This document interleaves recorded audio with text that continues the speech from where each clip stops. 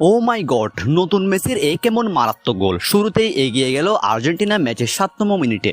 দর্শক, চলছে আর্জেন্টিনা বনাম আইসল্যান্ডের আন্তর্জাতিক প্রস্তুতি ম্যাচ। হাড্ডাহাড্ডি লড়াইয়ের এই ম্যাচে দুই দলই করছে দুর্দান্ত আক্রমণ। ম্যাচের ২তম মিনিটে আর্জেন্টিনা তো গোল খেয়েই বসেছিল। এই সুযোগটা একবার জাস্ট লক্ষ্য করুন। দর্শক, আইসল্যান্ড ম্যাচের ২তম মিনিটে এই সুযোগ পায় আর্জেন্টিনাকে গোল করার, কিন্তু আইসল্যান্ডের ফরওয়ার্ড এই সহজ সুযোগটি মিস করে বসেন।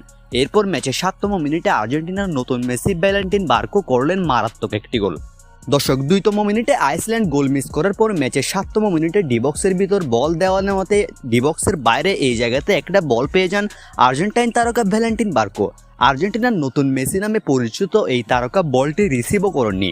এক টাচে এমন এক বাঁ পায়ে মারাত্মক শট নিলেন, বল সরাসরি গোল পোস্টের কোনায়।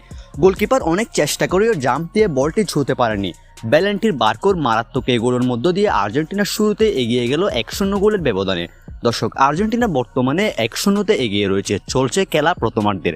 শেষ পর্যন্ত দেখা যাক আর্জেন্টিনা কত গোল দেয়। দর্শক, এই ম্যাচে শেষ পর্যন্ত আর্জেন্টিনা আর কত গোল দিবে বলে মনে হয়? কমেন্টে জানাতে পারেন আপনার মতামত।